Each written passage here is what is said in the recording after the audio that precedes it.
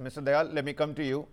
Look at what Professor Sharma, look at what Professor Rajput have said. They've asked the question about protection for the accused. The rules are detailed on complainant protection, but largely silent. And they do have a point over here on safeguards for the accused. And, many people out there putting out, their comments on social media with the posts on those protests that many fear reputational and psychological damage even before any kind of guilt is established. So is that a pertinent point here? Is that enough for them to take to the streets? How are you looking at these developments today? Thank you for having me. It would seem that you and I are the only two neutrals in this debate here. Both the professors... I'm bound by my job, Mr. Dayal. If you were to phone call me, maybe I'd have a stand as well. But I'm bound by my job at the moment. We know each other, sir. What I was trying to say was, caste is in the soil of this land. And that is a reality. If you were to go by the words that are being used here, the fact that false charges must be prosecuted, you don't do it in UAPA. People have been in jail for 17 years, and neither the government nor the original complainants have ever even said sorry. This is the nature of the law in India. And one of the crises here is that there is no fear of the rule of law. What are these boys and men protesting? Are they protesting that crime should be allowed? That they have the right to persecute, not prosecute, persecute the Dalit that they want to, the OBC that they want to, the woman that they want to?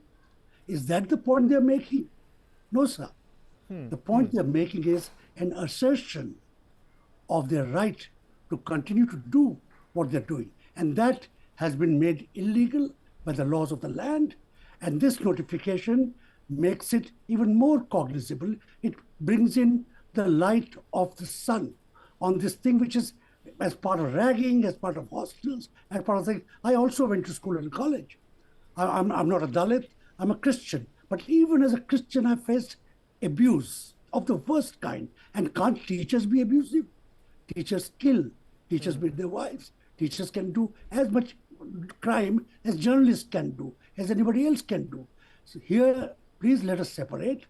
People must work together to ensure that casteism, Mr. Dayal, Islamophobia, let me ask you this. Let me ask you this. It's not there in the campus. Let me ask you this, Mr. Dayal. If these regulations are rolled back, in the face of these protests, if these regulations are rolled back, or they somehow become diluted under political pressure for whatever reason, what message do you think is it going to send to the communities at large, to the Dalit community, to the Adivasi community, to the backward caste students entering higher education today, and even to the general category? What kind of message is going to go out if these were to be taken back, rolled back, or diluted? Two messages will clearly go. That if you want your voice to be heard, you have to be as aggressive as this crowd seems to be.